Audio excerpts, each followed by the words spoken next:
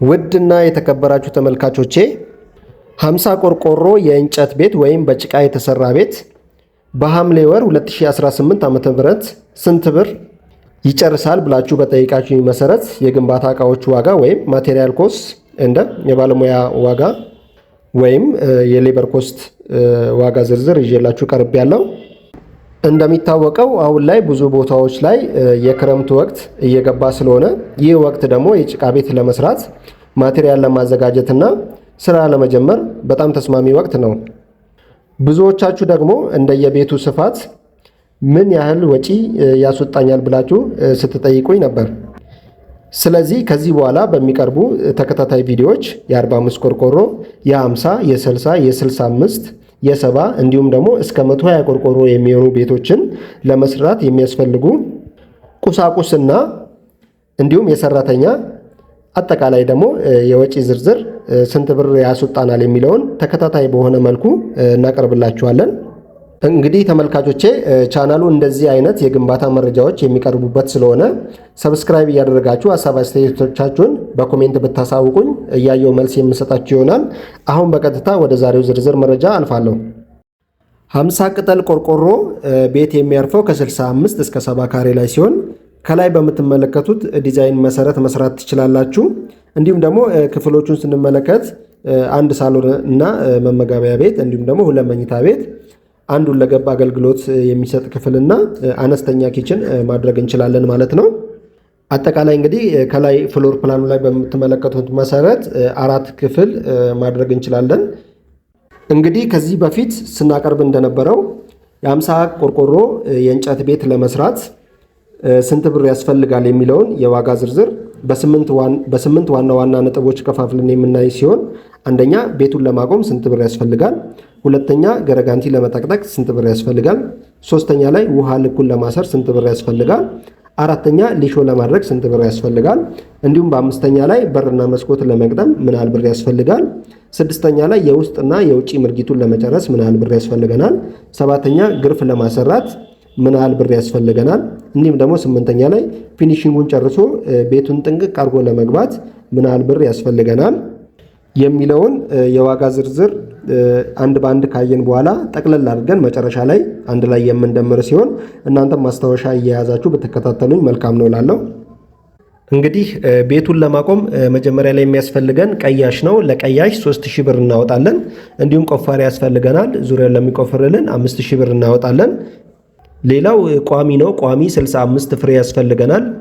አንዱ ቋሚ 800 ብር ሲሆን 65ቱ ቋሚ 52000 ብር ገደማ ያስወጣናል።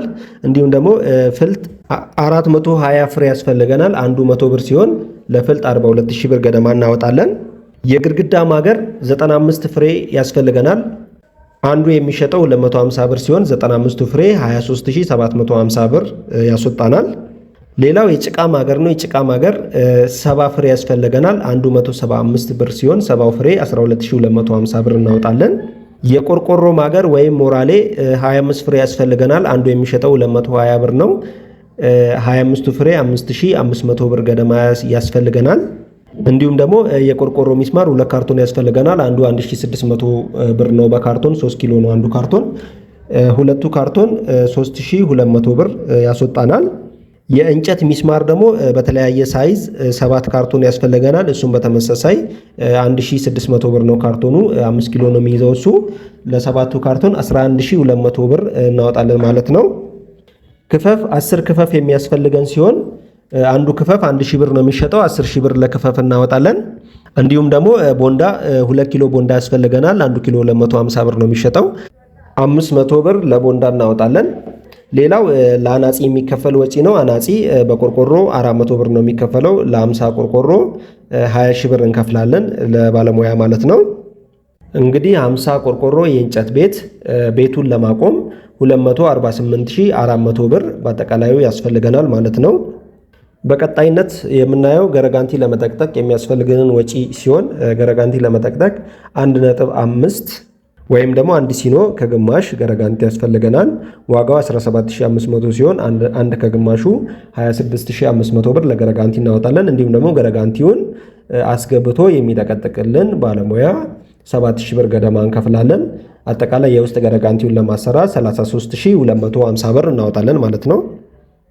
በሶስተኛነት የምንመለከተው ደግሞ ቤቱን ውሃ ልክ ለማሳሰር ስንት ብር ያስወጣናል የሚለውን ሲሆን እንግዲህ ውሃ ልክ ለማሳሰር የሚያስፈልገን ድንጋይ በ6 ጎማ መኪና 3 ቢያጆ ያስፈልገናል። አንዱ ቢያጆ 10,000 ብር ነው። ሲኖ አይደለም 6 ጎማ ነው። በ6 ጎማ 10,000 ብር ነው አንዱ ቢያጆ የሚሸጠው። ሶስቱ 30,000 ብር እናወጣለን። እንዲሁም ደቦል ድንጋይ 1.5 ቢያጆ ያስፈልገናል። በ6 ጎማ አንድ ቢያጆ ተኩል ማለት ነው። አንዱ ቢያጆ 6500 ነው የሚሸጠው። 9750 ለደቦል ድንጋይ እናወጣለን። ሲሚንቶ 7 ኩንታል ያስፈልገናል። እንግዲህ አሁን ላይ ብዙ ቦታ ላይ እየተሸጠ ያለው የሲሚንቶ ዋጋ 2800 ብር ነው። አንዳንድ ራቅ ያሉ ቦታዎች ደግሞ እስከ 3600 የሚሸጥበት ቦታም አለ። እኔ ያስኩላችሁ በ2800 ነው አቨሬጅ ማለት ነው። ለሰባቱ ኩንታል 19600 ብር እናወጣለን። አሸዋ በ6 ጎማው አንድ ከግማሽ ያስፈልገናል። አንዱ ቢያጆ 12000 ብር ሲሆን 18000 ብር ለአሸዋ እናወጣለን። እንዲሁም ደግሞ የባለሙያ ውሃ ልኩን የሚያስርልን ማለት ነው 15000 ብር ያስከፍለናል። አጠቃላይ እንግዲህ ውሃ ልኩን ለማሳሰር 92350 ብር እናወጣለን ማለት ነው። በአራተኛነት የምንመለከተው ደግሞ ቤቱን ሊሾ ለማሰራት የሚያስፈልጉንን የዋጋ ዝርዝር ሲሆን አሸዋ በ6 ጎማ መኪና አንድ ቢያጆ ተኩል ያስፈልገናል። 18000 ብር ለአሸዋ እናወጣለን። አንዱ ቢያጆ 12000 ብር ስለሆነ ማለት ነው። እንዲሁም ሲሚንቶ 9 ኩንታል ያስፈልገናል። እንደነገርኳችሁ አንዱ ኩንታል 2800 ብር ነው የተሸጠ ያለው። ለ9 ኩንታል 25200 ብር እናወጣለን። ደቦል ድንጋይ አንድ ቢያጆ ከግማሽ ያስፈልገናል። በ6500 ብር 9750 ብር እንከፍላለን። እንዲሁም ደግሞ ለባለሙያ 14000 ብር እናወጣለን። ሊሾ ለሚሰራልን ባለሙያ ማለት ነው። አጠቃላይ 50 ቆርቆሮ ቤትን ሊሾ ለማሰራት 66950 ብር ያስፈልገናል ማለት ነው።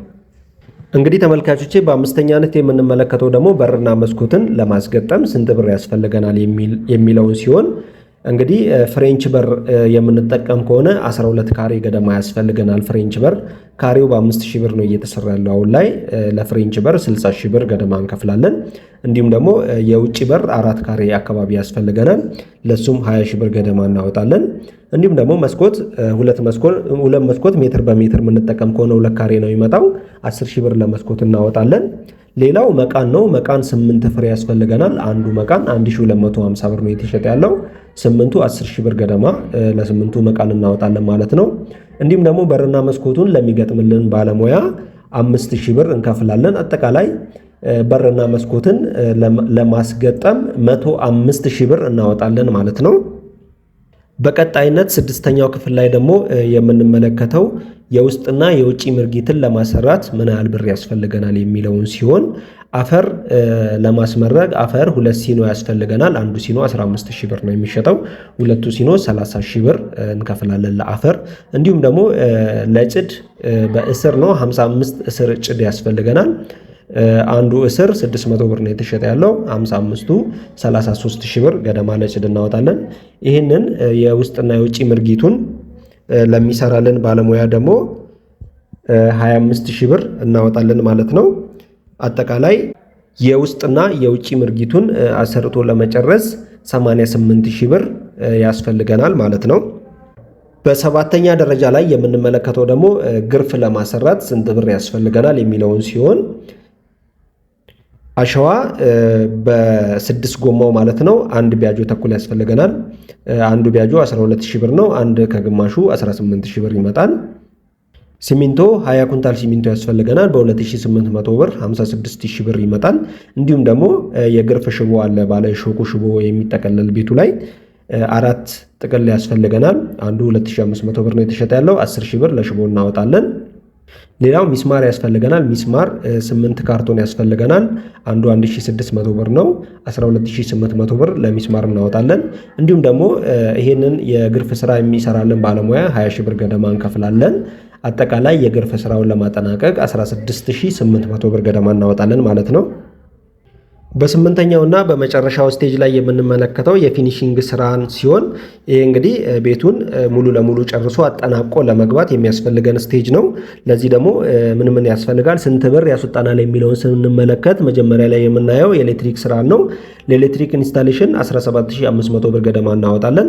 እንዲሁም ደግሞ ለመስታወት ስራ በካሬ ነው የምንከፍለው። እሱን እንግዲህ መስታወት 10 ካሬ ገደማ ያስፈልገናል። ካሬው 3000 ብር ነው። 30000 ብር ለመስታወት እናወጣለን።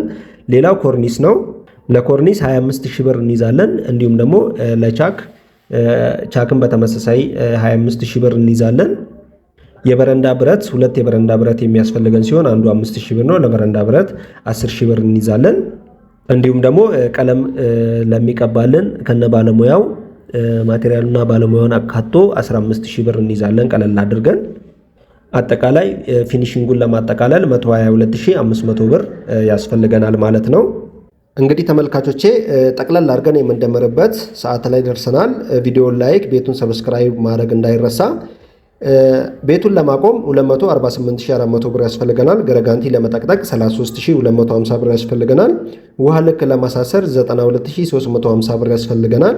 ሊሾ ለማሰራት 66950 ብር ያስፈልገናል። በርና መስኮት ለማስገጠም 105000 ብር ያስፈልገናል። እንዲሁም የውስጥና የውጭ ምርጊት ለማሰራት 88000 ብር ያስፈልገናል። ግርፍ ለማሰራት 116800 ብር ያስፈልገናል። እንዲሁም ደግሞ ጠቅላላ የፊኒሺንግ ስራዎችን ለማሰራት 122500 ብር የሚያስፈልገን ሲሆን ይህን ጠቅለል አድርገን ስንደምረው 873250 ብር ያስፈልገናል ማለት ነው። እንግዲህ ብዙ ጊዜ የኮንስትራክሽን ስራ በተያዘለት እቅድ ስለማሄድ አንዳንድ የሚረሱ ወጪዎች ስለሚኖሩ 10% የዚህን ወጪ እንደ መጠባበቂያ ኮንቲንጀንሲ እንይዛለን ማለት ነው። የዚህን 10% ስንይዝ 87325 ብር እንይዛለን። አጠቃላይ ከነመጠባበቂያው 960575 ብር ያስፈልገናል ማለት ነው። እንግዲህ ተመልካቾቼ በሐምሌ ወር 2018 ዓመተ ምህረት ውስጥ ቤት 50 ቅጠል ቆርቆሮ ቤት ለማሰራት የፈለጋችሁ ሰዎች 960575 ብር ገደማ ያስወጣችኋል ማለት ነው። እንግዲህ በቀጣይ ቪዲዮ የ55 ቆርቆሮ 60፣ 65፣ 70 እያልን እንቀጥላለን። እስከ 120 ቆርቆሮ ድረስ ያሉትን የዋጋ ዝርዝሮች በተከታታይ ያቀርብላችኋለሁ። እናንተም ሐሳብ አስተያየቶቻችሁን አስቀምጡልኝ፣ እኔም መልስ የምሰጣችሁ ይሆናል። ጠቃሚ መረጃ እንዳገኛችሁበት ባለሙሉ እምነት ነኝ። ቻናሉን ሰብስክራይብ ማድረግ እንዳትረሱ። በሌላ ቪዲዮ እስክንገናኝ መልካም ጊዜ